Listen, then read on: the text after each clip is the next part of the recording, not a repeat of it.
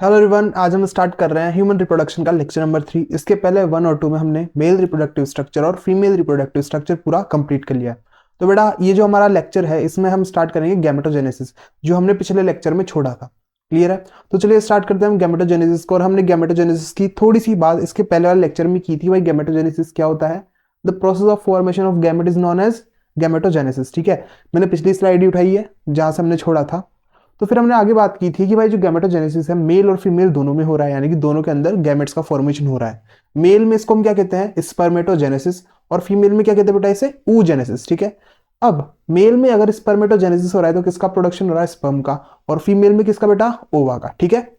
फिर उसके बाद हमने ये भी बात की थी कि बेटा जो स्पर्मेटोजेनेसिस है मेल के अंदर दो पार्ट्स में चलता है, एक तो स्पर्मेटोसाइटोजेनेसिस और दूसरा स्पर्मियोजेनेसिस।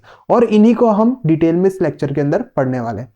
तो बेटा हम स्टार्ट करते हैं सबसे पहले स्पर्मेटोजेनेसिस। ठीक है, कि मेल के अंदर स्पर्मेटोजेनेसिस प्रोसेस किस तरह से हो रही है। तो चलो लिखते हैं हम स्पर्मेटो।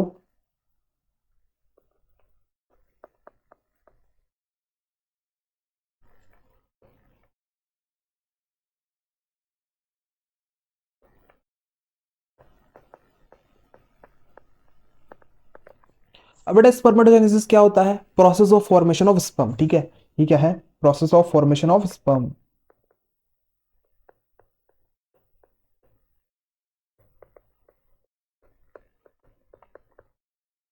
और ये मेल के अंदर स्टार्ट होती है प्यूबर्टी के टाइम पे। ठीक है, मेल में कब स्टार्ट हो रही है बेटा? At the age of puberty. और कब तक चलेगी? डेथ तक। ठीक है, तो start at the age of puberty and continue till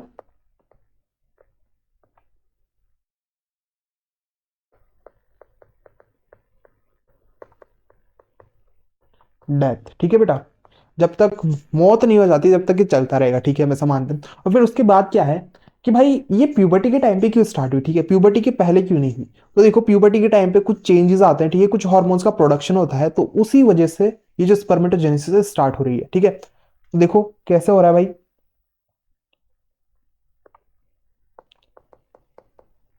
eight the age of puberty. ठीक है बेटा, देखो प्यूबर्टी के टाइम पे क्या हो रहा है। यहां पर सबसे पहले हाइपोथैलेमस जो है,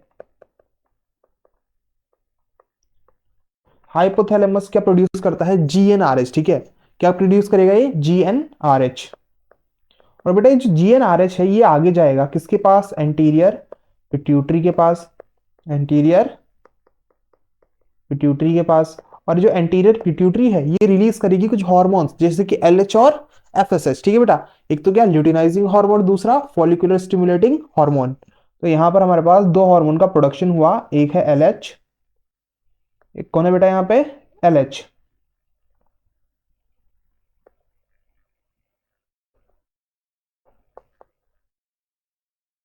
और इधर दूसरी साइड पे हमारे पास FSH। अब देखो ये जो LH है ये जाता है किसके पास? लीडिंग सेल्स के पास। ठीक है, किसके पास जाएगा? लीडिंग सेल्स के पास या फिर इंटरस्टिशियल सेल्स के पास। तो LH पहुंचा कहां पर बेटा? लीडिंग सेल्स के पास। और जो FSH है ये कहां पर पहुंचेगा? सर्टोली सेल के पास। ये गया सर्टोली सेल के पास। और फिर जब ये दोनों अपनी अपनी जगह पर पहुंच गए, लीडिंग सेल और सर्टोली सेल के पास, तो बेटा जो LH है लीडिंग सेल को स्टिमुलेट करेगा कि वो किसका प्रोडक्शन करे? टेस्टोस्टेरोन का, यानी कि एंड्रोजन का प्रोडक्शन करे। तो यहां पर लीडिंग सेल ने किसको बनाया? टेस्टोस्टेरोन को। और वहीं जो सर्टोली सेल है ये स्टिमुलेट करेंगे हमारे सेमिनिफेरस ट्यूब्यूल को। ठीक है, सेमिनिफेरस ट्यूब्यूल में कौन प्रेजेंट है? हमारा सर्टोली सेल। और सर्टोली सेल को स्टिमुलेट करके उससे प्रोडक्शन करवाएंगे ये SMF का। ठीक है, किसका बेटा? SMF, यानी कि स्पर्म मैच्योरेशन फैक्टर। तो इस तरह से हमारी बॉडी के अंदर प्यूबर्टी के टाइम पे टेस्टोस्टेरोन का प्रोडक्शन होता है और वो इनिशिएट कराता है किसे? स्पर्मेटोजेनेसिस को। और जो SMF है ये मैच्योरेशन कराने में हेल्प करता है। कैसे कराता है ये भी देखेंगे। और कुछ पार्ट हमने जब सर्टोली सेल पढ़ा था वहां पे कंप्लीट कर लिया था। तो चलो डायग्राम बनाते हैं, इसका डायग्राम देखते हैं, उससे ज्यादा अच्छी तरह समझ में आएगा।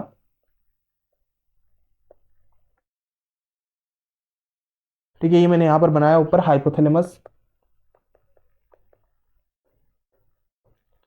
नीचे की साइड पे प्रेजेंट है ये एंटीरियर पिट्यूटरी और इधर पोस्टीरियर पिट्यूटरी। ठीक है, एंटीरियर और पोस्टीरियर। अब बेटा यहाँ पे बात ऐसी है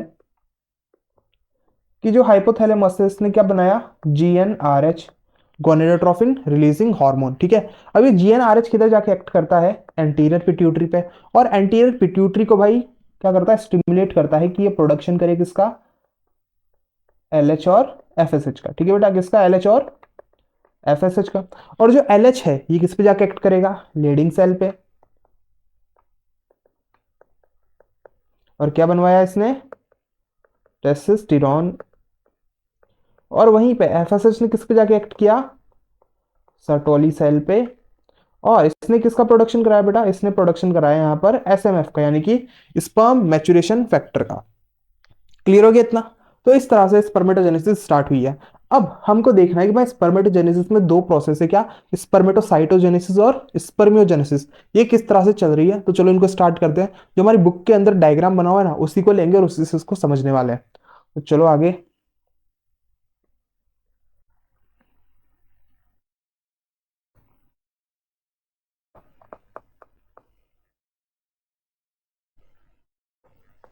स्पर्मेटोसाइटोजेनेसिस एक तो हमारे पास, और दूसरा क्या है, स्पर्मियोजेनेसिस। ठीक है बेटा, दूसरा हमारे पास कौन यहाँ पर, स्पर्मियोजेनेसिस। तो चलो अब इसका डायग्राम देखते हैं। ठीक है, मैं पहला थोड़ा आपको शॉर्ट बता रहा हूँ इसका, और फिर थोड़ा उसको लॉन्ग फॉर्म में भी देखने वाले हैं। तो बेटा सबसे पहले मेरे पास यहाँ पर प्रेजेंट है ये एक सेल। ठीक है, जो कहाँ पर प्रेजेंट है, सेमिनिफेरस ट्यूब्यूल के अंदर। ठीक है, और ये जो सेल है इसको हम कहेंगे स्पर्मेटोगोनिया। ठीक है बेटा, ये क्या है, स्पर्मेटोगोनिया। कैसा है ये, डिप्लॉयड सेल है। अभी जो डिप्लॉयड सेल है पहले अपना नंबर बढ़ाएंगे। ठीक है, इनको अपना नंबर बढ़ा के भाई बहुत ज्यादा करना है। ठीक, तो ये अपना नंबर बढ़ाते जाएंगे।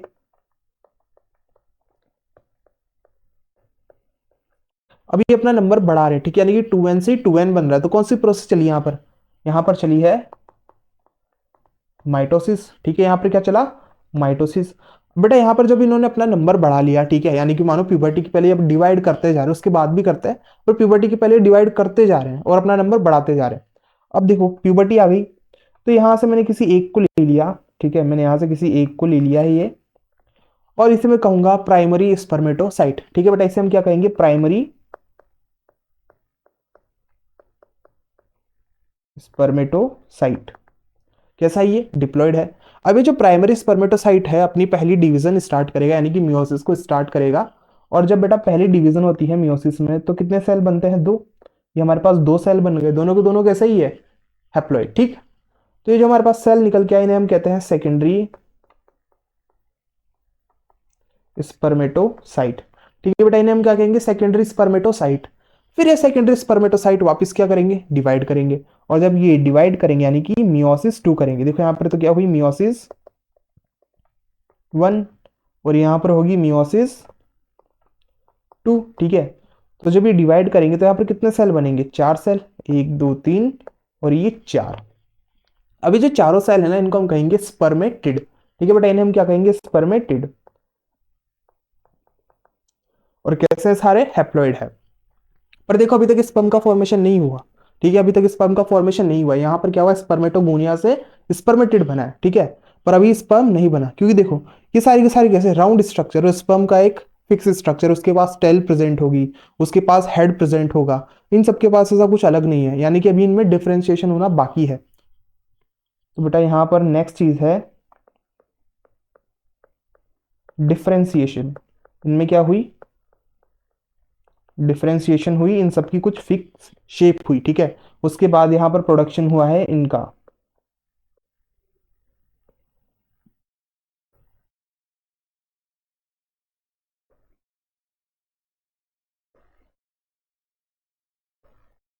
तो देखो अब जाके यहां पर स्ट्रक्चर बना है किसका, स्पर्म का। ठीक है, यहां पर अभी क्या बन गया है, स्पर्म बन गया है। क्लियर है। तो ये जो प्रोसेस थी हमारी एनसीईआरटी में दी हुई, हमने इसको यहाँ पर फ्लो डायग्राम में ले लिया। स्पर्मेटोगोनिया अपना नंबर बढ़ा रहा है, फिर उसके बाद उसने क्या किया, अपना पहला डिवीजन किया। तो बेटा जब पहला डिवीजन यानी कि मियोसिस 1 करेगा तो किस में कन्वर्ट हो जाएगा, सेकेंडरी स्पर्मेटोसाइट में। और वो सेकेंडरी स्पर्मेटोसाइट जब सेकंड डिवीजन कंप्लीट करेगा तब क्या बनाएगा, स्पर्मेटिड। स्पर्मेटिड में भाई अभी तक उनकी कोई जो शेप है स्पर्म जैसी नहीं है, सारे के सारे राउंड है। ठीक है, तो वो क्या करने वाला है, डिफरेंशिएशन करेगा। और डिफरेंशिएशन के बाद हमें क्या मिलेगा यहाँ पर, स्पर्म मिलेगा। ठीक है, इतने में कोई डाउट नहीं है। अब देखो जो स्पर्मेटोसाइटोजेनेसिस है और जो स्पर्मियोजेनेसिस है, इस पूरे प्रोसेस में कहां कहां पर प्रेजेंट है?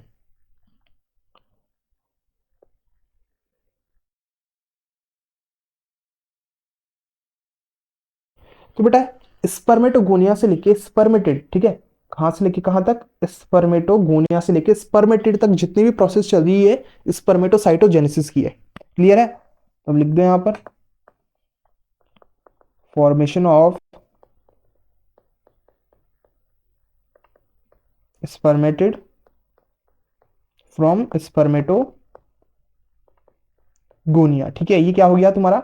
स्पर्मेटोसाइटोजेनेसिस। फिर नेक्स्ट देख लो, जो डिफरेंशिएशन की प्रोसेस हुई, जहां पर स्पर्मेटिड को अपना शेप मिला, ठीक है, वो किसमें कन्वर्ट हुआ? स्पर्म में। तो ये हो गया आपका स्पर्मियोजेनेसिस। और ये लॉन्गेस्ट फेज है, ठीक है, लॉन्गेस्ट फेज,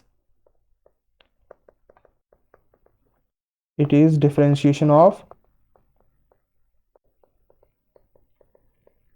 स्पर्मेटिड। ठीक है बेटा, किसका डिफरेंशिएशन है? स्पर्मेटिड का। क्लियर है? और स्पर्मेटिड किस में कन्वर्ट हो गए? स्पर्म में, इनटू स्पर्म। तो इस तरह से हमारे पास स्पर्मेटोसाइटोजेनेसिस और स्पर्मियोजेनेसिस दोनों की दोनों कंप्लीट हो गई है। और ये जो हमने बनाया है इसको ढंग से याद कर लो। ठीक है, क्योंकि पेपर में अगर आया भाई स्पर्मेटोजेनेसिस को बताओ, तो आपको बस इतना सा बताना है उसे, और इसमें आपका पूरा काम हो जाएगा। और अगर आपको थोड़ा अलग अलग करके पढ़ना है, तो चलो मैं इनको थोड़ा ब्रीफ में भी बता देता हूँ। ठीक है, ब्रीफ में देख लेते हैं।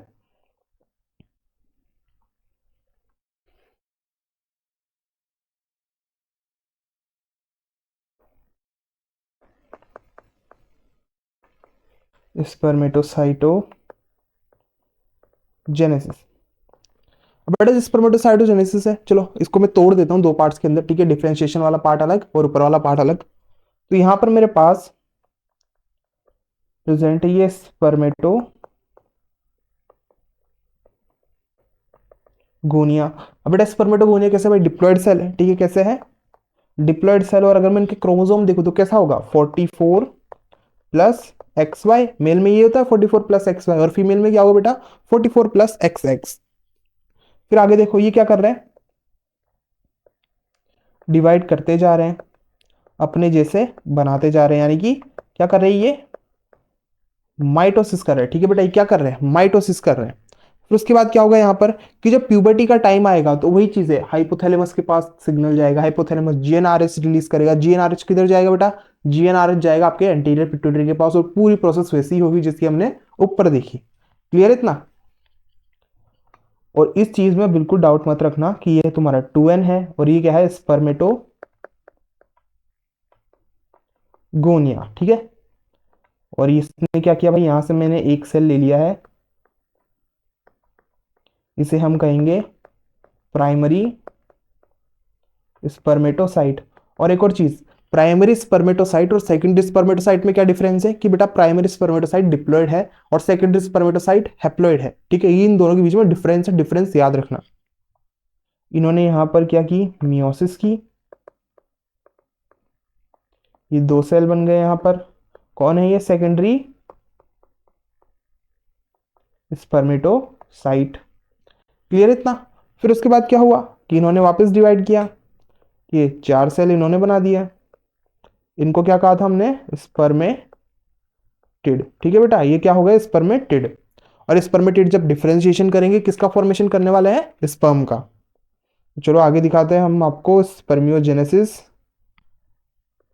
और ये चीज यहां पर अब इंपॉर्टेंट है, स्पर्मियोजेनेसिस। तो बेटा यहाँ पर जो स्पर्मेटिड है ना, मैं इसमें से किसी एक स्पर्मेटिड को लेता हूं और इसमें बताता हूं किस तरह से चेंजेस होंगे। ठीक है, तो यहाँ पर इन्होंने ये एक स्पर्मेटिड ले लिया, थोड़ा बड़ा बनाते हैं इसे। ठीक है, एक मैंने क्या ले लिया? स्पर्मेटिड ले लिया। अब बेटा स्पर्मेटिड है तो एक सेल ही, और सेल के पास क्या क्या प्रेजेंट होंगे? ऑर्गेनल्स प्रेजेंट होंगे। इसके पास न्यूक्लियस होगा, माइटोकॉन्ड्रिया होगा, इसका सेंट्रियोल प्रेजेंट होगा। ठीक है, और गोल्जी apparatus, सब कुछ इसके पास प्रेजेंट है। तो चलो बनाते हैं। सबसे पहले ये इसका न्यूक्लियस है। ठीक है बेटा, ये कौन है? इसका न्यूक्लियस। फिर न्यूक्लियस के पास में कौन होगा? इधर ये गोल्जी apparatus। और गोल्जी apparatus के अलावा इधर कौन प्रेजेंट है? ये माइटोकॉन्ड्रिया। ठीक है, माइटोकॉन्ड्रिया के अलावा यहाँ पर ये सेंट्रियोल प्रेजेंट है। और इसके अलावा यहाँ पर प्रेजेंट है राइबोसोम्स भी होंगे, ठीक है। पर अब ये छोड़ो, हमको बस इन चार चीज से मतलब है। और इसके साथ साथ ये साइटोप्लाज्म, ठीक है। ये कौन है इधर? साइटोप्लाज्म। चलो लेबल कर लेते हैं। ये है मेरे पास गोल्जी एपरेटस, इधर की साइड पे है मेरे पास माइटोकॉन्ड्रिया, ये है मेरे पास सेंट्रियोल, ये है न्यूक्लियस। चलो न्यूक्लियस को ऊपर की साइड लिखते हैं।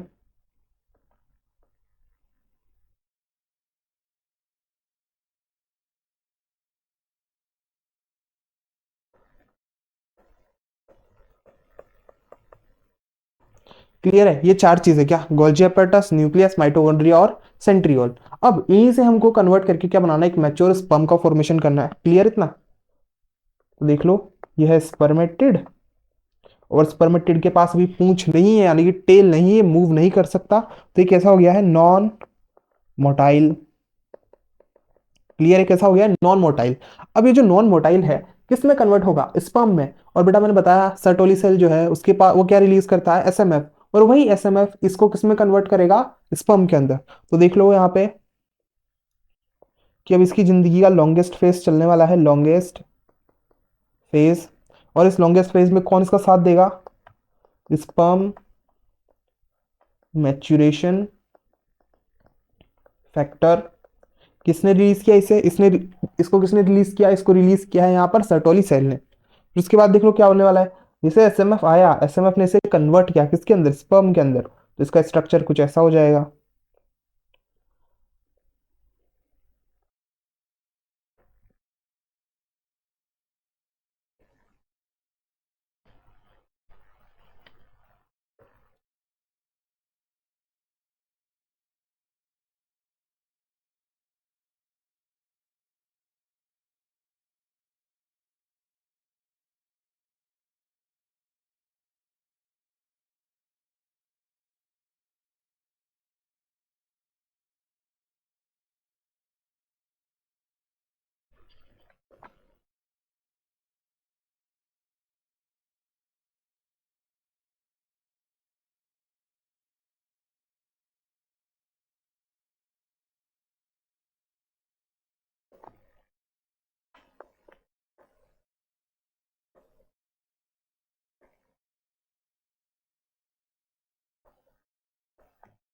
क्लियर बताइए? हमारे पास स्पर्म का डायग्राम आ गया। अब यहाँ पर एक एक चीज को देखते चलो कि स्पर्म के टॉप पे, ठीक है, सबसे ऊपर ऊपर कौन प्रेजेंट है बेटा? यहाँ पर सबसे आगे प्रेजेंट है ये एक्रोजोम। एक्रोजोम। अब पता है एक्रोजोम कहाँ से आया? जो गोल्जी अपरेटस था वो कन्वर्ट हो गया किसमें? एक्रोजोम में। तो यहाँ पर ये गोल्जी अपरेटस किसमें कन्वर्ट हो गया है? एक्रोजोम के अंदर। फिर नेक्स्ट यहाँ पर प्रेजेंट है इसका न्यूक्लियस। यहाँ पर कौन प्रेजेंट है? इसका न्यूक्लियस। ठीक है, तो यानी कि इसका जो न्यूक्लियस था वही किसमें कन्वर्ट हो गया? इधर स्पर्म के न्यूक्लियस में। और जो एक्रोजोम और न्यूक्लियस है दोनों मिलकर जो रीजन बनाएंगे इसे हम कहेंगे हेड रीजन। ठीक है बेटा, इसे हमने क्या कहा? Head region. फिर नेक्स्ट चीज है कि जो एक्रोजोम है इसके अंदर कुछ एंजाइम्स प्रेजेंट है। कैसे एंजाइम्स है? यहाँ पर डाइजेस्टिव एंजाइम्स है। बेसिकली जो ओवा है उसकी जो वॉल है उसे तोड़ने के लिए एंजाइम्स काम करते हैं। क्लियर इतना? हम कहेंगे यहाँ पर कुछ लाइटिक एंजाइम्स प्रेजेंट है। लाइटिक एंजाइम, ठीक है, ब्रेक डाउन करने वाला एंजाइम। और किसको करेंगे मैंने बता दिया। फिर नेक्स्ट है यहाँ पर, ये है स्पर्म की नेक। ठीक है बेटा, ये कौन है? नेक। तो जो सेंट्रियोलस ने किसका फॉर्मेशन किया है यहाँ पर? नेक का। नेक्स्ट चीज है माइटोकॉन्ड्रिया। तो आपको जो ये पूरा पार्ट दिख रहा है बीच का, ठीक है, ये जो पूरा पार्ट, इसमें जो ग्रीन कलर के स्ट्रक्चर दिख रहे हैं ये सारे के सारे हैं माइटोकॉन्ड्रिया। ठीक है, सब कौन है? माइटोकॉन्ड्रिया। यानी कि माइटोकॉन्ड्रिया का नंबर यहाँ पे बहुत ज्यादा बढ़ गया है। और बेटा जरूरी भी है, क्योंकि जब स्पर्म मूव करेगा तो उसको बहुत ज्यादा एनर्जी की रिक्वायरमेंट होगी। और एनर्जी कौन प्रोड्यूस करता है? यही माइटोकॉन्ड्रिया। तो यहाँ पर ये कौन है बेटा? ये है माइटोकॉन्ड्रिया। और ये जो बीच वाला पार्ट है जहाँ माइटोकॉन्ड्रिया प्रेजेंट है इसे हम कहते हैं मिडल पीस। इसे हमने क्या कहा? Middle piece. और मिडल पीस के बाद प्रेजेंट है ये टेल। ठीक है, ये कौन आ गई बेटा? यहाँ पर टेल। ये है टेल। और टेल के अंदर एक फिलामेंट प्रेजेंट है। ठीक है, टेल के अंदर क्या है? एक फिलामेंट प्रेजेंट है जिसे हम कहते हैं एक्सिलरी फिलामेंट। क्लियर बेटा इतना? ये क्या है? Axillary filament. और ये वही एक्सिलरी फिलामेंट है जो इसको मूव करने में क्या करता है? हेल्प करता है। इसी की वजह से स्पर्म क्या करता है? मूव करता है। तो ये हो गया स्पर्म। और ये कैसा स्ट्रक्चर है बेटा? एक मोटाइल स्ट्रक्चर है। तो ये पूरा कन्वर्जन है कैसे? एक स्पर्मेटिड किस में कन्वर्ट हो गया? स्पर्म के अंदर, ठीक है। और हमने उसके ऑर्गेनल्स को बनाया, दूसरी तरफ पे हमने इसके स्ट्रक्चर को बनाया, वो इसमें पूरा कंपेयर करके देख लिया है। और उसके साथ साथ यहाँ प्रेजेंट है कौन? Plasma membrane. क्योंकि बेटा बिना सेल, बिना प्लाज्मा मेम्ब्रेन के है ही नहीं, ठीक है, हो ही नहीं सकता। प्लाज्मा मेम्ब्रेन यानी कि सेल मेम्ब्रेन, ठीक है। तो ये स्पर्मियोजेनेसिस पूरा कंप्लीट हो गया है। तो मेल वाला जो पार्ट है यानी कि स्पर्मेटोजेनेसिस पूरा हो गया है। और एक चीज मैं और बता दूं यहाँ पर कि स्पर्मेटिड था, ठीक है, स्पर्मेटिड था। बेटा स्पर्मेटिड से किसका रिमूवल हो गया? साइटोप्लाज्म का, जो भी हमने देखा, क्योंकि जो हमने स्पर्म बनाया उसके अंदर साइटोप्लाज्म नहीं बनाया, ठीक। तो यहां से क्या हो गया? रिमूवल ऑफ साइटोप्लाज्म, ठीक है। अभी तक ये कहाँ है? टेस्टिस में ही है। फिर जब ये टेस्टिस से क्या हो जाएगा भाई? बाहर आ जाएगा, ठीक है। यानी कि टेस्टिस से क्या हो गया भाई? ये बाहर की तरफ मूव, क्या किधर? डक्ट्स की तरफ। तो इसी प्रोसेस को हम कहते हैं स्पर्मिएशन। स्पर्मिएशन। और स्पर्मिएशन के बाद बेटा किधर पहुंचेगा? एपिडिडाइमिस के पास, ठीक है। कहां जाएगा? एपिडिडाइमिस के पास, ठीक है। और एपिडाइमिस में क्या होगा? इसका फंक्शनल मैच्योरेशन। फिर उसके बाद वो सारी डक्ट्स, ठीक है, जहां पे जाएगा, फिर उसके बाद यूरेथ्रल ओरिफाइस से इजेक्युलेट हो जाएगा, ठीक है। चलो नेक्स्ट आगे चलते हैं अब हम oogenesis पे, ठीक है बेटा। नेक्स्ट है यहां पर हमारे पास oogenesis। अब oogenesis किस में चलेगा बेटा? फीमेल के अंदर। और ये कौन सी प्रोसेस है? Process of formation of ova या फिर egg is known as oogenesis। Process of formation of ova या फिर एग, ठीक है। इसी को हम क्या कहते हैं? oogenesis कहते हैं। और ये किस में होती है बेटा? फीमेल में। फिर नेक्स्ट क्वेश्चन आता है कब स्टार्ट होती है? तो बेटा ये जो प्रोसेस है बर्थ के पहले स्टार्ट होती है, ठीक है। कब? एम्ब्रियो फॉर्मेशन के टाइम पे। और कब तक चलती है? अराउंड 40 to 50 ईयर्स तक, ठीक है। तो लिख दो इसको, स्टार्ट बिफोर बर्थ। ठीक है, कब स्टार्ट हुई? बर्थ के पहले, during embryonic stage, during embryonic stage. Clear है? ठीक बेटा। अब चलो यहां पर हम स्टार्ट करते हैं, बुक का डायग्राम बनाते हैं, ठीक है। कि ओवरी के अंदर जो ओवा है, ठीक है, या फिर मैं कहूं जो फॉलिकल से किस तरह से ओवा के अंदर कन्वर्ट हो रहे हैं, फिर मैं सबको अलग अलग करके पढ़ाऊंगा, ठीक। फिर उसके बाद हम देखेंगे फेजेस, कि बेटा जो मेंस्ट्रुअल फेजेस या फिर हम कहें रिप्रोडक्टिव साइकिल है, इसके अंदर कितने फेजेस है, और जो ओवा का प्रोडक्शन कब हो रहा है, ओवा कब डीजनरेट कर रहा है, या फिर कब कॉर्पस ल्यूटियम बन रहा है, उन सारी चीजों को यहाँ पर हम देखेंगे। और ये चीज बहुत इंपॉर्टेंट, देखो मेल वाला पार्ट एकदम ईजी था, उसमें कुछ नहीं था ऐसा। पर फीमेल वाले के अंदर बहुत सारे मान लो डिफरेंट एंगल्स है। यहाँ पर हमें हार्मोन वाला पार्ट भी देखना है, हमें यहाँ फेजिस वाला पार्ट भी देखना है, यहाँ पर हमें क्या करना है भाई, और यहाँ पे हमें फॉलिकल्स वाला पार्ट भी क्लियर करना है, ठीक है। तो यहाँ पर 3 पार्ट हो गए, तीनों को अच्छी तरह से क्लियर करने वाले हैं। तो सबसे पहले मैं डायग्राम बनाता हूँ यहाँ पे ओवरी का।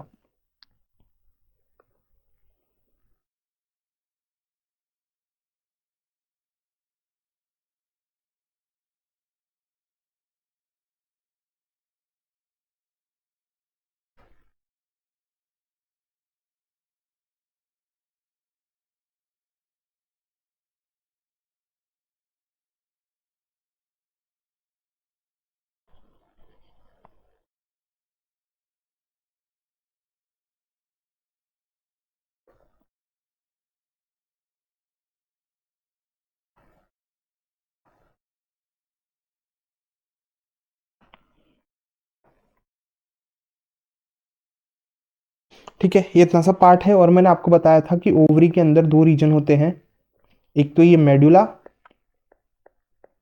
ठीक है, एक क्या है मेडुला, और दूसरा क्या है बाहर वाला कॉर्टेक्स। और जितने भी हम फॉलिकल्स पढ़ने वाला सारे के सारे कॉर्टेक्स रीजन में पढ़ेंगे, मेडुला का यहाँ पर कोई काम नहीं है, ठीक है। मेडुला हमको नहीं पढ़ना।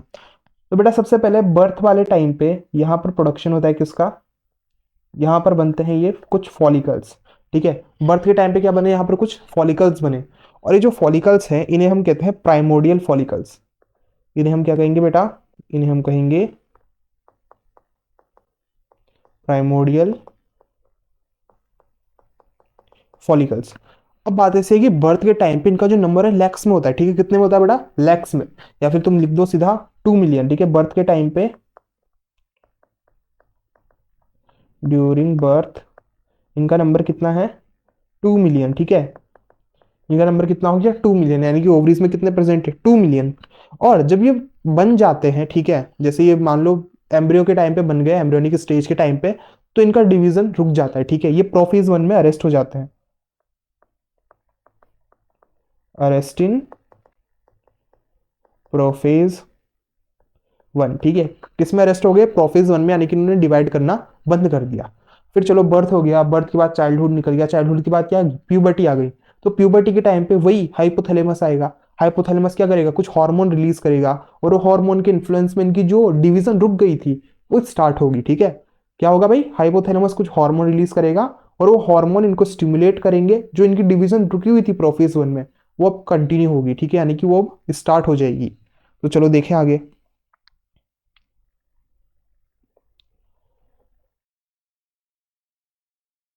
इधर ये हमारे पास पिट्यूटरी है, ठीक है, इधर क्या है बेटा, पिट्यूटरी, पिट्यूटरी ने क्या किया, प्यूबर्टी के टाइम पे यहाँ पर एफएसएच को रिलीज किया, कब, एट प्यूबर्टी, ठीक है, प्यूबर्टी के टाइम पे क्या है, एफएसएच, और ये जो एफएसएच है ये गया सीधा किसके पास, इन फॉलिकल्स के पास, किधर गया बेटा, ये सीधा इन फॉलिकल्स के पास। तो यहाँ पे मैं आगे करता हूँ इस फॉलिकल को, जैसे कि ये प्राइमोडियल फॉलिकल थे, बर्थ के बाद अभी प्यूबर्टी का टाइम आ गया, तो ये फॉलिकल मैंने एक बनाया यहाँ पर, ठीक है, इस फॉलिकल को हम कहेंगे प्राइमरी फॉलिकल, ठीक है बेटा, इस फॉलिकल को हमने क्या कहा, प्राइमरी फॉलिकल। और ये जो प्राइमरी फॉलिकल्स है इनका नंबर सिर्फ 62,000 टू 80,000 रह जाता है, यानी कि 2 मिलियन से सीधा इनका नंबर कितना आ गया, 60,000 टू 80,000, बाकी सब किधर गए, डीजनरेट कर गए, ठीक है, बाकी सब क्या हो गए, डीजनरेट कर गए, इनका नंबर कितना है 60 टू 80,000, ठीक है, 60,000 टू 80,000 है वो। तो यहाँ पर ये एफएसएच आएगा, इसको स्टिमुलेट करेगा कि भाई अब तू ग्रो करना स्टार्ट कर, ठीक है, तेरे को अब अपनी क्या करनी है, ग्रोथ करनी है। तो अभी तक ये किसमें था, प्रोफेज 1 में अरेस्ट था, ठीक है, अब ये आगे अपना काम स्टार्ट कर रहा है, तो ये आगे ग्रो करना स्टार्ट किया, इसकी साइज इंक्रीज हुई, फिर इसने और आगे ग्रो करना स्टार्ट किया, इसकी साइज और इंक्रीज हुई, और इनके अंदर कुछ कैविटीज बनना स्टार्ट होती है, ठीक है, कैसी कैविटीज, फ्लूइड फिल्ड कैविटीज, ठीक है बेटा, इनके अंदर क्या होता है, कुछ फ्लूइड फिल्ड कैविटीज बनना स्टार्ट होती है।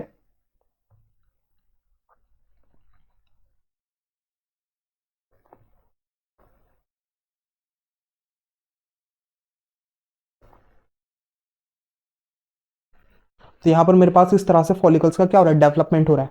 सबसे पहले थे हमारे पास प्राइमोडियल फॉलिकल्स, ठीक है, एक अब थे भाई एम्ब्रियो, एम्ब्रियो के टाइम पे, उसके बाद आए प्राइमरी फॉलिकल, उनके ऊपर कौन आया, एफएसएच, एफएसएच ने भाई इनको कन्वर्ट किया किसके अंदर, सबसे पहले सेकेंडरी फॉलिकल के अंदर, फिर सेकेंडरी फॉलिकल किस में कन्वर्ट हो गया बेटा, टर्शरी फॉलिकल के अंदर, टर्शरी फिर बाद में किस में कन्वर्ट हुआ, ग्रेफियन फॉलिकल के अंदर, ठीक है, इस तरह से क्या हो रहा है, एक दूसरे में कन्वर्ट होते जा रहे हैं, इनकी ग्रोथ होती जा रही है।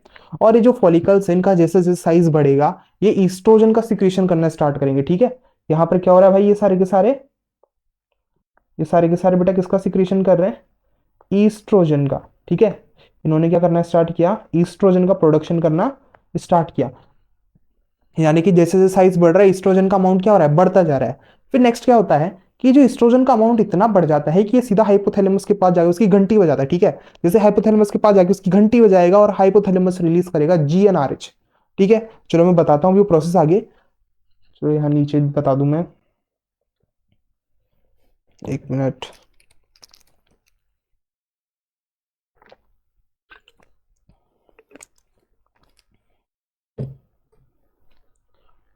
चीज ऐसी है कि जो ईस्ट्रोजन है उसका क्या होता है, अमाउंट बढ़ता जाता है, अमाउंट इसका इतना बढ़ जाता है कि ये सीधा पहुंचता है कहां पर, हाइपोथैलेमस के पास।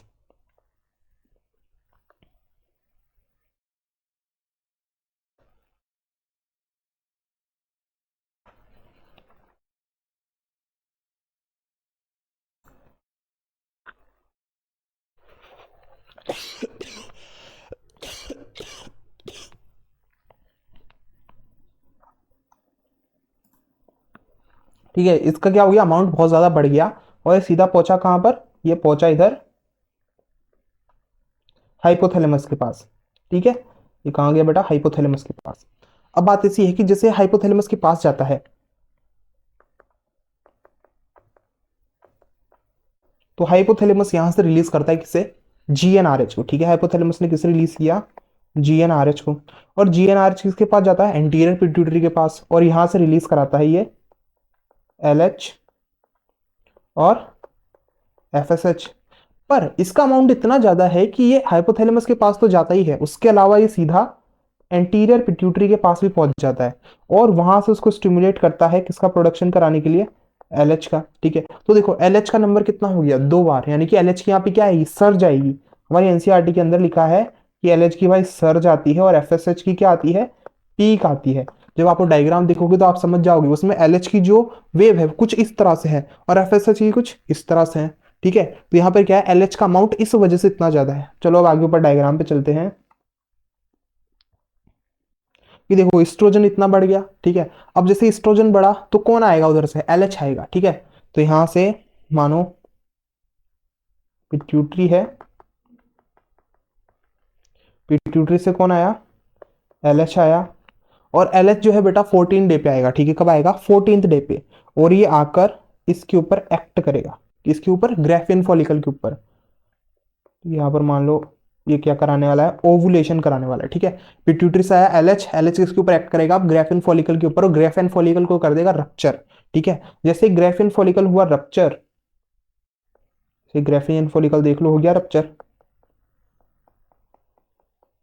तो इसके अंदर जो एग था, या फिर मैं कहूं जो ऊसाइट था, ठीक है, इसके अंदर जो ये एग है या फिर आप कह लो ऊसाइट है, ये यहां से मूव करेगा और इसको कौन पकड़ लेगा, फिम्ब्रे इसको पकड़ लेगा। ठीक है, इसको फिम्ब्रे ने क्या किया, कैच किया, यानी कि ये किधर चला गया बेटा, फेलोपियन ट्यूब के अंदर। ठीक है, सिंपल सी बात है, ग्रेफियन फॉलिकल का भाई साइज बहुत ज्यादा है, साइज बहुत ज्यादा है, ईस्ट्रोजन का प्रोडक्शन बहुत ज्यादा है, और ईस्ट्रोजन ने 2 जगह जाके घंटी बजाई, एक तो हाइपोथैलेमस में और दूसरा एंटीरियर पिट्यूटरी में। तो एलएच की क्या आ गई, सर्ज आ गई। एलएच आया, एलएच कब आया, 14 डे पे। उसने क्या करा दिया, ओवुलेशन, यानी कि जो फॉलिकल है उसका ब्रेकडाउन किया और उसमें से एग को बाहर रिलीज करा दिया।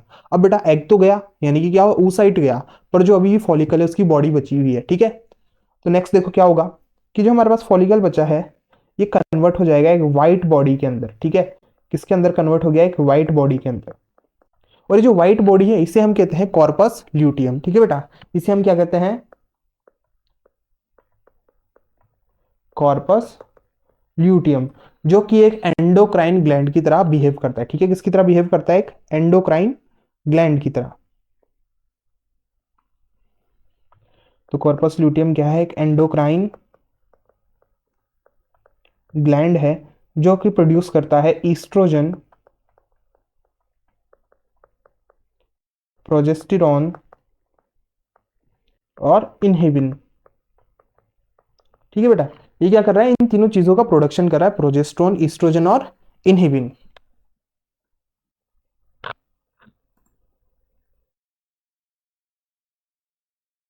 ठीक है, फिर नेक्स्ट चीज देखो यहां पर कि हमारे पास जो ये कॉर्पस ल्यूटियम है ना, ये मानो कि जो एलएच आया, वो एलएच जो है यहाँ पर 14 दिन के लिए रहने वाला है। ठीक है, कब तक, 14 डेज के लिए। और जो एलएच है इस कॉर्पस ल्यूटियम का दोस्त है। ठीक है, तो यानी कि कॉर्पस ल्यूटियम को जिस भी चीज की जरूरत पड़ेगी, जैसे मान लो इसको जिंदा रहना है यहाँ पे, ठीक है, सर्वाइव करना है, तो जो एलएच वो कहता है भाई जब तक मैं हूं जब तक तू बचा रहेगा। और एलएच कितने दिन के लिए आया, 14 डेज के लिए। तो 14 डेज तक तो कॉर्पस ल्यूटियम रहेगा, पर जैसे जैसे दिन खत्म होते जाएंगे, ठीक है, 14 से 13, 13 से 12, 12 से 11, तो एलएच का अमाउंट कम होता जाएगा। अब भाई एलएच का अमाउंट कम हो रहा है तो जो कॉर्पस ल्यूटियम है इसके भी जिंदा रहने के चांसेस क्या हो जाएंगे, कम हो जाएंगे। तो जैसे ही एंड आया, एलएच गया, कॉर्पस ल्यूटियम भी खत्म हो जाएगा, यानी कि इसका एग्जिस्टेंस उसके होने पे डिपेंड करता है। ठीक है, तो यहाँ पे नेक्स्ट देखो कि जो एलएच है किसकी हेल्प कर रहा है, इस कॉर्पस ल्यूटियम की। और जैसे जैसे दिन आगे बढ़ते जाएंगे, यानी मान लो जैसे ही 14 डे खत्म हुए तो एलएच खत्म हो जाएगा और कॉर्पस ल्यूटियम भी खत्म हो जाएगा। और जैसे ही भाई कॉर्पस ल्यूटियम है डीजनरेट करना स्टार्ट हो जाएगा। देखो इतना बड़ा था, इससे इस पे आ गया, फिर उसके बाद ये एकदम छोटा सा स्ट्रक्चर बन जाएगा जिसे हम कहेंगे कॉर्पस अल्बाइकेन, कॉर्पस अल्बाइकेन। ठीक है, या फिर से आप कह सकते हो व्हाइट बॉडी और व्हाइट बॉडी। ठीक है बेटा, एक बार आप इसे देख लो। इसे क्या हुआ यहाँ पर कि जैसे ग्रेफिन फॉलिकल है उसने एग को रिलीज कर दिया, किसके इन्फ्लुएंस में, एलएच के इन्फ्लुएंस में, तो किस में कन्वर्ट हो गया, एक व्हाइट बॉडी में। क्या कहते हैं उसे हम, कॉर्पस ल्यूटियम। अब बेटा जो कॉर्पस ल्यूटियम है ये क्या करता है, एंडोक्राइन ग्लैंड की तरह एक्ट करता है, प्रोजेस्टेरोन, ईस्ट्रोजन और इनिबिन का सिक्रीशन करता है। फिर जो एलएच है इसकी हेल्प कर रहा है भाई। मानो हम कहते हैं कि प्रेगनेंसी अभी कंसीव नहीं हुई है, तो जो एग था वो तो डिजनरेट हो जाएगा, उसको तो छोड़ो, हम कह रहे हैं प्रेगनेंसी नहीं हुई, एग डिजनरेट हो गया, तो जो कॉर्पस ल्यूटियम इसके पास कितने दिन बचे हैं, 14 डेज। क्यों, क्योंकि 14 डेज तक एलएच प्रेजेंट और एलएच इसकी हेल्प करेगा। जैसे जैसे दिन घटते जाएंगे एलएच का अमाउंट कम होता जाएगा, और जैसे जैसे एलएच कम होता जाएगा तो भाई कॉर्पस ल्यूटियम में इसका भी जिंदा रहना मुश्किल होता जाएगा, ये भी धीरे धीरे टूटने लगेगा, या फिर हम कहेंगे श्रिंक होने लगेगा, और ये छोटा होते होते एक व्हाइट बॉडी के अंदर कन्वर्ट हो जाता है, जिसे हम क्या कहते हैं, व्हाइट अल्बाइकेन। ठीक है, तो ये जो पूरी प्रोसेस थी कहां चल रही है, ओवरी के अंदर चल रही है, और इसे ही हम कहते हैं oogenesis या फिर फॉलिकुलोजेनेसिस। ठीक है, चलो नेक्स्ट। अब मैं जैसे कि मैंने यहाँ पर डायग्राम बना के बताया आपको, ठीक है, इसमें हमने सारे फॉलिकल्स ले लिए, किस तरह से प्रोसेस चल रही है देख लिया, पर इसको थोड़ा लिख के अलग अलग डायग्राम्स बनाकर और फॉलिकल के डायग्राम बना के देखते हैं। ठीक है, चलो नेक्स्ट। सबसे पहले हमारे पास कौन था, प्राइमोडियल फॉलिकल। ठीक है बेटा, सबसे पहले कौन है हमारे पास, प्राइमोडियल फॉलिकल। और जो प्राइमोडियल फॉलिकल्स है ये कितने हैं बेटा, 2 मिलियन है। और ये कब की बात है, बर्थ के पहले की, बिफोर बर्थ, यानी कि एम्ब्रियो के टाइम पे कितना है इनका नंबर, 2 मिलियन। और फिर उसके बाद भाई जैसे ही बर्थ होता है, या फिर हम कहें कि ये एम्ब्रियो के टाइम पे है और बर्थ के टाइम तक कितना हो जाता है इनका नंबर, सिर्फ 60,000 टू 80,000। मैं लिख देता हूँ चलो यहाँ पर, बिफोर बर्थ इतना, आफ्टर बर्थ क्या होता है, ये डिजनरेट कर जाते हैं। और बेटा ये जो डिजनरेट करेंगे इसे हम एट्रेशिया कहते हैं। ठीक है, क्या कहते हैं इसे, एट्रेशिया। आफ्टर बर्थ डिजनरेट करेंगे।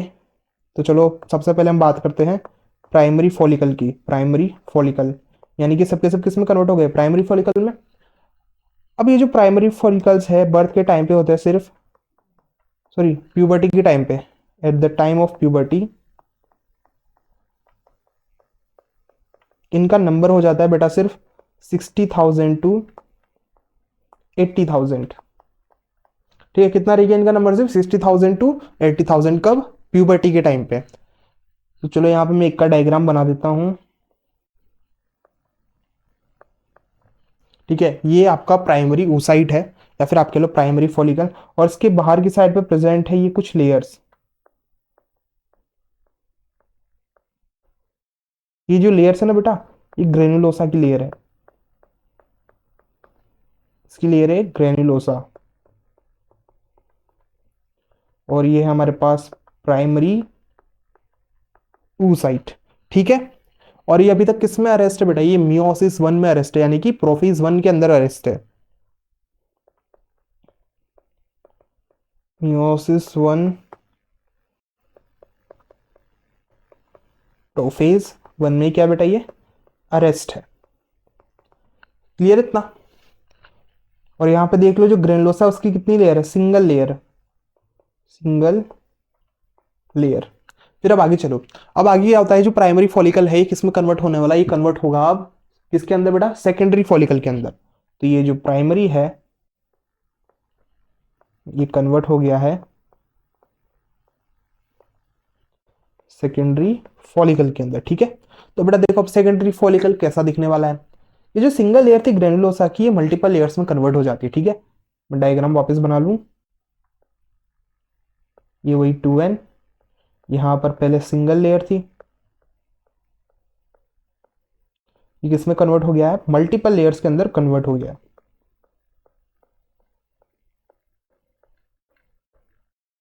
तो लिख दो यहां पर क्या, मल्टीपल लेयर्स ऑफ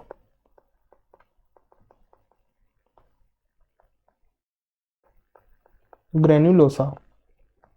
अगर कोई आपसे पूछ ले भाई प्राइमरी और सेकेंडरी में क्या डिफरेंस है, टर्शियरी और जो ग्राफियन है उसके अंदर क्या डिफरेंस है, तो ये सारे उसमें डिफरेंसेस है। ठीक है, यहां पर देखो और नेक्स्ट चीज है कि एक लेयर का फॉर्मेशन स्टार्ट हो जाता है, देखो बनी नहीं है, मैं कह रहा हूं फॉर्मेशन स्टार्ट होता है। तो ये यहां पर कुछ लेयर का फॉर्मेशन होना स्टार्ट होता है, तो लिख दो यहां पर फॉर्मेशन ऑफ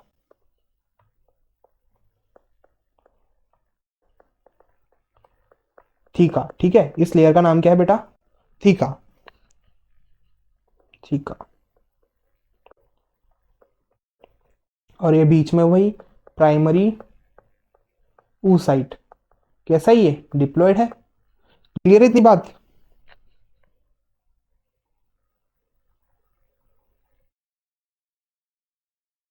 और जो हमारी क्या बेसिकली जो oocyte है, प्राइमरी oocyte जो अरेस्ट तक इसमें मियोसिस वन के अंदर, उसकी जो डिवीजन है कंटिन्यू हो जाती है, यानी कि वो आगे स्टार्ट कर देता है किसको? डिवीजन को। फिर उसके बाद ये कन्वर्ट हो जाता है किसके अंदर? टर्शरी फॉलिकल के अंदर। और बेटा जो टर्शरी फॉलिकल है, देखो यहाँ पर मैंने कहा था कि थीका लेयर का बनना स्टार्ट हुआ है, तो यहाँ पर जो थीका लेयर है कंप्लीट हो जाती है, तो इसका स्ट्रक्चर कुछ ऐसा होने वाला है।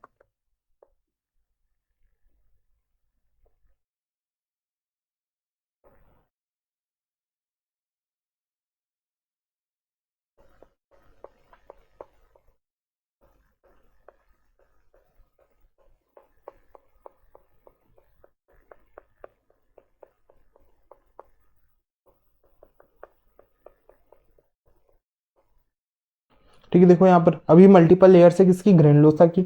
और यहाँ पर बाहर की साइड पे प्रेजेंट है ये लेयर, इसे हम कहेंगे थीका। ठीक है बेटा, यहाँ पर लेयर प्रेजेंट है क्या? थीका। और थीका की बेसिकली यहाँ पर दो लेयर हो जाती है। ये देखो बात ऐसी है, मैंने आपको बताया कि जैसे जैसे फॉलिकल का साइज बढ़ रहा है उसका एस्ट्रोजन प्रोडक्शन बढ़ रहा है, तो ये जो एस्ट्रोजन है ना थीका लेयर ही बनाती है। तो यहाँ पर देखो दो थीका लेयर प्रेजेंट है, तो यानी कि अभी क्या करिए? एस्ट्रोजन का प्रोडक्शन करेगी। और ग्रेफिन फॉलिकल और बड़ा होता है तो उसमें थीका क्या होगी? और बड़ी होगी, तो यानी कि एस्ट्रोजन का प्रोडक्शन और ज्यादा। ठीक। और जो हमारा यहाँ पर प्राइमरी यूसाइट था किसमें कन्वर्ट हो चुका है? सेकेंडरी यूसाइट में, यानी कि उसमें डिवीजन आगे हो चुकी है। तो यहाँ पर ये कौन आ गया? एन, यानी कि ये कौन है? Secondary oocyte. चलो इसको फिल करते हैं। हमारे पास यहाँ पर थीका प्रेजेंट है, और थीका बेटा कितनी है? दो। तो बाहर वाली को हम कहेंगे क्या? थीका एक्सटर्ना, और अंदर वाली को थीका इंटरना, या फिर आउटर थीका और इनर थीका कह दो, सिंपल सी चीज। थीका एक्सटर्ना, और इधर है हमारे पास थीका इंटरना। ठीक है बेटा। फिर नेक्स्ट चीज है कि जो प्राइमरी ऊसाइट तक इसमें कन्वर्ट हो गया है सेकेंडरी ऊसाइट के अंदर। ठीक। और वही यहाँ पर क्या है? बहुत सारी लेयर से प्रेजेंट किसकी? ग्रेनुलोसा की। फिर नेक्स्ट चीज है कि इसके अंदर एक कैविटी का फॉर्मेशन होना स्टार्ट होता है। देखो मैं वही कह रहा हूँ, अभी तक बनी नहीं है, सिर्फ क्या हो रहा है? फॉर्मेशन होना स्टार्ट हुआ है। तो यहाँ नेक्स्ट चीज हम लिखेंगे फॉर्मेशन ऑफ एंट्रम। ठीक है बेटा, ये क्या है? एंट्रम। तो एंट्रम क्या होता है? फ्लूइड फिल्ड कैविटी, इसका फॉर्मेशन यहां से स्टार्ट हुआ है। चलो आगे चलते हैं। अब एक चीज देखो कि जो प्राइमरी oocyte था, जो कैसा है बेटा? डिप्लॉयड है। ठीक है, प्राइमरी oocyte कैसा है? डिप्लॉयड है। ये जो प्राइमरी oocyte है, ये डिवाइड करता है। प्राइमरी oocyte क्या करता है बेटा? अपनी जो मियोसिस वन थी उसे कंप्लीट करता है, और उसे कंप्लीट करके यहाँ पर भाई जब मियोसिस होगी, मियोसिस वन तो कितने सेल बनते हैं? दो सेल। तो इसमें भी ये दो ही सेल बने होंगे। एक को तो हमने किया क्या? एक को हमने कहा सेकेंडरी oocyte। ठीक है। और दूसरा जो है इसे हम कहेंगे फर्स्ट पोलर बॉडी। और बेटा अभी तक ये कहानी जो है ये कहां पर चल रही है? ओवरी के अंदर चल रही है। ठीक है, ये कहानी कहां पर है? ओवरी के अंदर। तो जो यानी कि हमारा टर्शरी फॉलिकल था वहां पे ये कंप्लीट हुआ है। ठीक है, यानी कि सेकेंडरी oocyte कहां पर बना है भाई? Tertiary follicle. जो टर्शरी फॉलिकल है वही सबसे पहले क्या बनता है? सेकेंडरी oocyte बनता है। और जो फर्स्ट पोलर बॉडी है कहां प्रेजेंट है? ये भी ओवरी में प्रेजेंट है, डीजनरेट कर जाती है, इसका यहाँ पर अभी कोई काम नहीं है। चलो नेक्स्ट पे चलते हैं हम, ग्राफियन फॉलिकल। Graafian follicle. अब बेटा जो ग्राफियन फॉलिकल था, देखो टर्शरी फॉलिकल का साइज और ज्यादा बढ़ जाएगा। जो उसमें फ्लूइड फिल्ड कैविटी बन रही थी वो यहाँ पर कंप्लीट हो जाएगी। ठीक है, वो कैविटी यहाँ पर क्या हो जाएगी? कंप्लीट हो जाएगी, और स्ट्रक्चर कुछ ऐसा दिखने वाला है। ये हमारे पास फॉलिकल है, इसमें यहाँ पर हमारे पास प्रेजेंट है ये क्या? oocyte। ठीक है, यहाँ पर प्रेजेंट है कौन? oocyte। और oocyte के चारों तरफ ये लेयर्स प्रेजेंट है।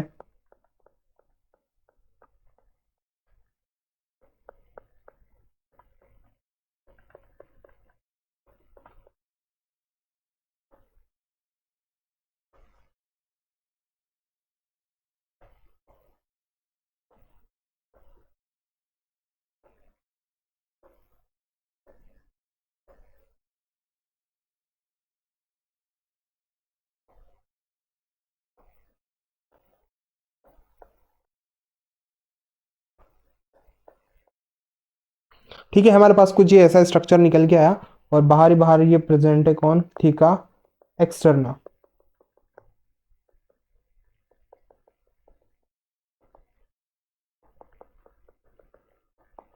अब चलो इसको एक एक करके हम लेबल करते हैं। सबसे पहले तो यहाँ पे कौन प्रेजेंट है बेटा, ये सेकेंडरी ऊसाइट। दूसरा है फ्लूइड फिल्ड कैविटी कौन, एंट्रम, जिसका साइज अब क्या हो चुका है, बड़ा हो चुका है। फिर नेक्स्ट चीज देखो, यहाँ पर प्रेजेंट है तुम्हारे पास एक लेयर। इस लेयर को हम कहेंगे क्या, इस लेयर को बेटा हम कहेंगे, वही तो प्लाज्मा मेम्ब्रेन थी के पहले से प्रेजेंट थी। हमारी जो सेकेंडरी यूसाइट है इसके बाहर बनती है लेयर, इसके बाहर ये एक लेयर का फॉर्मेशन होता है जो कि बेटा प्रोटीनिशियस लेयर है। ठीक है, किसकी बनी है, प्रोटीन की बनी हुई है। इस लेयर को हम कहते हैं जोना पेलुसिडा। ठीक है, इस लेयर को हमने क्या कहा, जोना पेलुसिडा। किसके बाहर प्रेजेंट है, सेकेंडरी ऊसाइट के बाहर प्रेजेंट है। ठीक, तो चलो इसके बारे में क्या क्या लिख सकते हैं कि भाई यहाँ पर फ्लूइड फिल्ड एंट्रम है,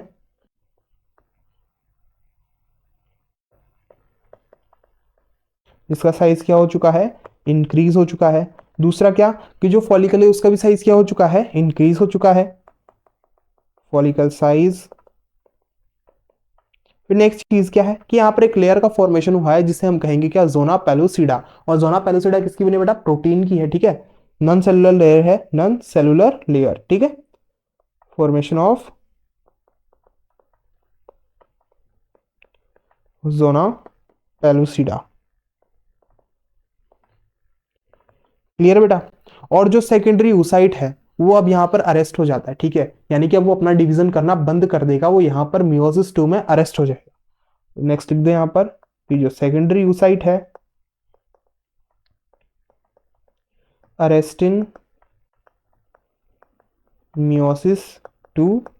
ठीक है बेटा, और अगर आपसे कोई पूछ ले भाई मियोसिस 2 की भी कौन सी फेज, तो वो है मेटाफेज 2। ठीक है, वो कौन है, मेटाफेज 2। और ये अपनी जो ग्रोथ है तब तक नहीं करेगा, यानी कि आगे डिवीजन तब तक नहीं करेगा जब तक इससे स्पर्म आके कांटेक्ट ना करे, यानी कि उसको भाई टच ना दे अपना। ठीक है, तो ये अगर मान लो अगर स्पर्म आया ही नहीं और ये इसी फेज में रेस्ट रह गया तो बाद में डिजनरेट कर जाएगा। ठीक है, जैसे कि मान लो ओवुलेशन हो गया, ये पहुंच गया फेलोपियन ट्यूब में, वहां पर स्पर्म नहीं आया तो अभी भी मेटाफेज 2 में रेस्ट है, ये आगे अपनी डिवीजन नहीं करेगा और क्या कर जाएगा, एक टाइम बाद डिजनरेट कर जाएगा। ठीक है, लेकिन अगर स्पर्म आया और भाई स्पर्म इससे टच कर गया तो वहीं पे फिर आगे जो डिवीजन है स्टार्ट हो जाएगी। वो सारी प्रोसेस भी आगे देख लेंगे हम।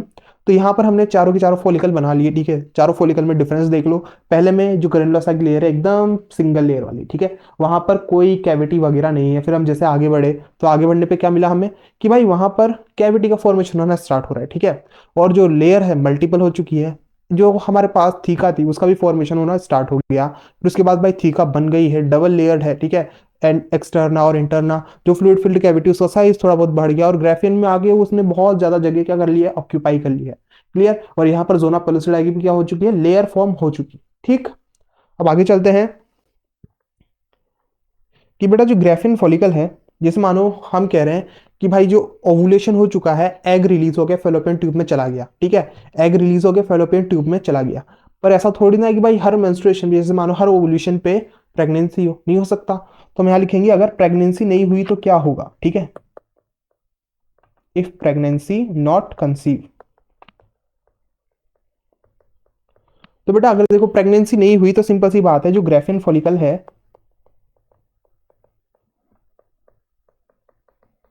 ये ग्राफिन फॉलिकल है और इधर पिट्यूटरी थी। पिट्यूटरी से क्या आया, LH। ठीक है, और यहाँ पर भाई LH ने क्या करा दिया, ओवुलेशन करा दिया। LH ने क्या कराया, ओवुलेशन कराया। और जब ओवुलेशन हुआ तो भाई वो एग तो किधर चला गया, फेलोपियन ट्यूब में। पर हम क्या बात कर रहे हैं कि प्रेगनेंसी नहीं हुई है। ठीक है, तो उस केस में क्या होगा कि एक तो यहाँ पर कॉर्पस ल्यूटियम बना है। ठीक है, अब जो पूरी कहानी है कॉर्पस ल्यूटियम की, अब देखो हम कह रहे हैं कि प्रेगनेंसी नहीं हुई तो इस कॉर्पस ल्यूटियम का क्या होगा। तो जो LH आया था ना बेटा, ये 14 डेज के लिए प्रेजेंट है। ठीक है, और जैसे जैसे दिन बढ़ते जाएंगे इसका अमाउंट क्या होता जाएगा, घटता जाएगा। और कॉर्पस ल्यूटियम से भाई LH कह रहा है कि भाई जब तक मैं हूं तू है, और जैसे जैसे मैं कमजोर होता जाऊंगा यानी मेरा अमाउंट कम होता जाएगा, तू भी खत्म होता जाएगा। ठीक है, तो देखो आगे क्या हो रहा है, ये जो कॉर्पस ल्यूटियम है किसकी तरह एक्ट कर रहा था, एंडोक्राइन ग्लैंड की तरह। एंडोक्राइन ग्लैंड की तरह ये क्या कर रहा है बेटा, एक्ट कर रहा था। किस किस का प्रोडक्शन कर रहा था ये, एक तो प्रोजेस्टेरोन का, ईस्ट्रोजन का, और उसके साथ साथ इनहिबिन। ठीक है, इन तीनों का क्या कर रहा है बेटा, प्रोडक्शन कर रहा था। और इसको मेंटेन कौन कर रहा था, LH, maintain by LH. Clear है इतना। फिर नेक्स्ट देखो कि जैसे जैसे हमारे पास दिन बीतते जा रहे हैं एलएच का अमाउंट कम होता जा रहा है। ठीक है, दिन बीत रहा है, एलएच का अमाउंट क्या हो रहा है, कम हो रहा है। ठीक है, तो एलएच कितने दिन के लिए था, सिर्फ ओनली फॉर 14 डेज। और जैसे ये 14 डेज खत्म हुए, जो ये कॉर्पस ल्यूटियम में कन्वर्ट हो जाएगा इसके अंदर, व्हाइट अल्बाइकेंस के अंदर। ठीक है, या फिर लिख दो कॉर्पस अल्बाइकेंस। ठीक है, ये क्या है बेटा, व्हाइट बॉडी। क्लियर हो गया इतना। कॉर्पस लूटियम किस में कन्वर्ट हो गया भाई, कॉर्पस लूटियम कन्वर्ट हो गया व्हाइट बॉडीज के अंदर या फिर व्हाइट अल्बाइकेंस के अंदर। कब, जब एलएच का अमाउंट कम हो गया। क्लियर इतना। तो ये तो वो केस था कि भाई जब प्रेगनेंसी कंसीव नहीं हुई, पर मानो अगर प्रेगनेंसी कंसीव हो जाती तो क्या होता, अगर बाई चांस मान लो प्रेगनेंसी अगर कंसीव हो जाती, तो उस केस में एलएच तो था 14 डेज के लिए, यानी कि कॉर्पस लूटियम को मेंटेन कर रहा था। पर जैसे एलएच खत्म हुआ तो कॉर्पस लूटियम भाई खुद एक एंडोक्राइन ग्लैंड है, तो खुद को मेंटेन कर लेगा। ठीक है, वो क्या करेगा, खुद को मेंटेन कर लेगा। कब तक, 14 वीक्स तक। ठीक है, या मान लो इफ प्रेगनेंसी कंसीव, तो इस केस में क्या होगा कि जो कॉर्पस ल्यूटियम है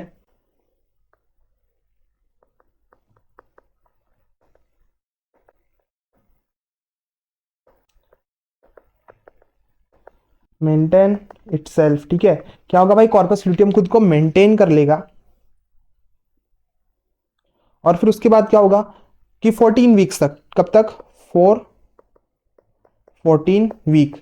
अब बेटा 14 वीक के बाद देखो क्या होता है, जो प्लेसेंटा है वो डेवलप हो जाता है। ठीक है, 14 वीक्स के बाद कौन डेवलप हो गया, प्लेसेंटा। तो अब प्लेसेंटा कहता है कि भाई मैं देख लूंगा आप सब। ठीक है, तो 14 वीक्स के बाद प्लेसेंटा क्या करता है, इधर मेंटेन का काम करता है। ठीक है, सारा मेंटेनेंस का काम इसके पास चला गया, प्लेसेंटा के पास। तो समझ में आया, अगर प्रेगनेंसी कंसीव नहीं हुई तो कॉर्पस लूटियम कितने दिन का मेहमान, 14 डेज का। और अगर प्रेगनेंसी कंसीव हो गई तो कितने दिन का मेहमान हो गया ये, 14 वीक्स का। 14 वीक्स बाद कौन आ जाएगा, प्लेसेंटा। बस इतनी सी यहाँ पर कहानी है, इतनी याद रखना। ठीक है, चलो अब आगे चलते हैं हम। नेक्स्ट बेटा हमारे पास यहाँ पे जो हमने अभी तक पूरी प्रोसेस देखी, उसको हम जैसे हमने मेल वाले पार्ट में देखा स्पर्मेटोजेनेसिस में, उसी तरह से यहाँ पे बना के देख रहे हैं कि भाई सेकेंडरी oocyte है, कहाँ चला गया ये, फेलोपियन ट्यूब में। तो फेलोपियन ट्यूब में जाने के बाद की कहानी क्या होगी, या फिर एक मिनट रुको, इसको हम नेक्स्ट वाले पार्ट में देखेंगे। यहाँ पर सिर्फ oogenesis देखते हैं। सबसे पहले क्या था हमारे पास, ये एक डिप्लॉयड सेल था। ठीक है बेटा, ये एक डिप्लॉयड सेल है और ये अपना क्या कर रहे हैं, नंबर बढ़ा रहे हैं। ठीक है, ये अपना नंबर क्या कर रहे हैं बेटा, बढ़ाते जा रहे हैं। मैं इस साइड पे आ जाता हूँ, ये अपना नंबर क्या कर रहे हैं, बढ़ाते जा रहे हैं। फिर यहां से मैंने किसी एक को ले लिया। ठीक है, मैंने यहां से किसी एक को यहां पर पकड़ लिया। तो बेटा जो सबसे पहला है, इसे हम कहेंगे प्राइमरी oocyte। इसे हम क्या कहेंगे, प्राइमरी oocyte। और ये सब अपना नंबर कैसे बढ़ा रहे, बाय माइटोसिस। तो ये अपना नंबर बढ़ाते जा रहे हैं। ठीक है, तो ये जो प्रोसेस है एम्ब्रियो में चल रही है, इन एम्ब्रियो। और इनका नंबर कितने में पहुंच जाता है, मिलियंस में। ठीक है, क्लियर हो गया। तो देखो एम्ब्रियो के टाइम पे क्या हो रहा है, ये अपना नंबर बढ़ा रहे हैं। ठीक है, और यहां पर हमारे पास आ गया प्राइमरी oocyte। और बेटा जो प्राइमरी oocyte है, इसके अंदर क्रोमोसोम नंबर कितना है, 44 प्लस XX। ठीक है, फिर उसके बाद ये एक टाइम पीरियड निकला है जिसे हम कहेंगे चाइल्डहुड। ठीक है, इसे हम क्या कहेंगे, चाइल्डहुड। चाइल्डहुड के बाद क्या है बेटा, प्यूबर्टी। चाइल्डहुड के बाद क्या आया, प्यूबर्टी। अब देखो प्यूबर्टी में क्या होता है, जो प्राइमरी oocyte है, प्राइमरी oocyte कौन कौन सा फॉलिकल था। ठीक है, प्राइमरी oocyte था एक तो बेटा प्राइमरी फॉलिकल, और दूसरा कौन था, सेकेंडरी फॉलिकल। ठीक है, क्योंकि मैंने अभी आपको बताया कि भाई जो टर्शरी फॉलिकल था उसमें डिवीजन कंप्लीट हो चुकी है, वो सेकेंडरी oocyte के अंदर कन्वर्ट हो चुका है। तो चलो अब आगे चलते हैं इसमें, कि जो प्राइमरी oocyte था प्यूबर्टी के टाइम पे डिवाइड करता है दो के अंदर। एक तो बनाता है ये कौन बेटा, फर्स्ट पोलर बॉडी, और दूसरी साइड पे फॉर्मेशन करता है किसका, सेकेंडरी oocyte का। ठीक है, किसका फॉर्मेशन किया इसने, सेकेंडरी oocyte का। तो अब बताओ सेकेंडरी oocyte कौन कौन से फॉलिकल को कहते हैं बेटा अपन, एक तो टर्शियरी को कहते हैं और दूसरा ग्राफियन को कहते हैं। ठीक है, तो यहाँ पर हमारे पास दोनों फॉलिकल है, एक तो टर्शियरी फॉलिकल और एक है हमारे पास ग्राफियन फॉलिकल। ठीक है बेटा, इतना एक तो कौन हो गया टर्शियरी और दूसरा कौन हो गया ग्राफियन। फिर उसके बाद नेक्स्ट देखो कि ये जो सेल है ये सेकेंडरी oocyte ये आगे डिवाइड करता है, और डिवाइड करता है भाई कैसे, तो यहां पर बात ऐसी है,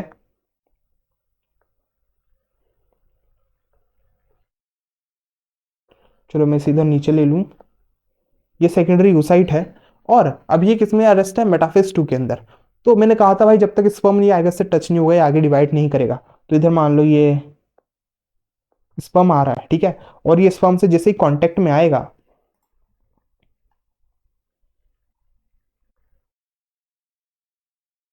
ये क्या हो गया इधर बेटा, जैसे ये स्पर्म से कॉन्ट्रैक्ट में आएगा, कॉन्टैक्ट नहीं सॉरी कॉन्टैक्ट oocyte, और इधर ये स्पर्म ये अपना डिवीजन आगे स्टार्ट कर देगा। और यहाँ पर हमको कुछ ऐसा स्ट्रक्चर देखने को मिलने वाला है कि ये वही सेकेंडरी oocyte है, ये इसने आगे अपना डिवीजन करने स्टार्ट किया। तो जब इसने डिवाइड किया तो यहाँ पर वापस से दो सेल बने थे, एक तो ये सेकंड पोलर बॉडी और दूसरा कौन है, ये सेकेंडरी oocyte। ठीक है, सेकेंडरी oocyte ही है। एक मिनट रुको, इसको हम बनाते हैं भाई फीमेल न्यूक्लियस के वजह से। ठीक है, ये क्या है, फीमेल न्यूक्लियस। और इस साइड पे प्रेजेंट है ये कौन, ये मेल न्यूक्लियस। ठीक है बेटा, उस साइड पे कौन है, फीमेल न्यूक्लियस, इधर मेल न्यूक्लियस हुआ है। Second polar body, second polar body बाहर चली जाती है, उसका यहाँ पर कोई काम नहीं है। ठीक है, और सेकंड पोलर बॉडी कहाँ पर बनी थी, इन फैलोपियन ट्यूब। और वहीं पे फर्स्ट पोलर बॉडी कहाँ बनी थी, ओवरी के अंदर। इतनी सी चीज याद रखना, वह फर्स्ट पोलर बॉडी का फॉर्मेशन ओवरी में होता है और सेकंड पोलर बॉडी का फॉर्मेशन फैलोपियन ट्यूब में होता है। अब यहाँ पे देखो दो हमारे पास क्या है, न्यूक्लियस है, कौन कौन, मेल और फीमेल। जब ये दोनों फ्यूज करेंगे, ठीक है, जब ये दोनों के दोनों क्या करेंगे बेटा, फ्यूज करेंगे, तो यहाँ पर किसका फॉर्मेशन होगा, जाइगोट का। ठीक है, यहाँ पर हमारे पास किसका फॉर्मेशन हुआ, जाइगोट का, यानी कि क्या बन चुका है, एक डिप्लॉयड सेल बन चुका है। और ये जो डिप्लॉयड सेल है जब डिवाइड करता जाएगा तो एम्ब्रियो का फॉर्मेशन करेगा, एम्ब्रियो के बाद पूरा एक ऑर्गेनिज्म बनाएगा। तो सारी प्रोसेस जो है कि भाई किस तरह से डिवाइड करेगा, ठीक है, यानी कि क्लीवेज कैसे होगा इसके अंदर। और अभी हमारे इसमें फेजेस भी बचे हैं, जो फेजेस हमको आगे देखने हैं।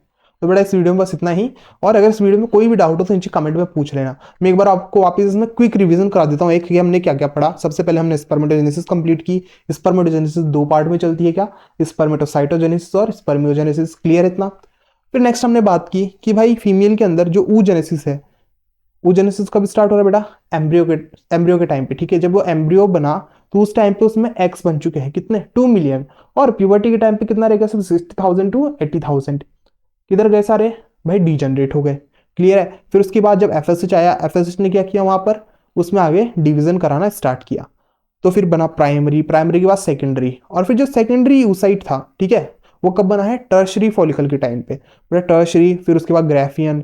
फिर जैसे 14 डे आया, कौन आया, एलएच। एलएच ने वहां पर एक्ट किया और जो एग था उसको रिलीज करा दिया। और जब एग किधर गया, फेलोपियन ट्यूब में, उसके बाद किसका फॉर्मेशन हुआ वहां पर, कॉर्पस ल्यूटियम का।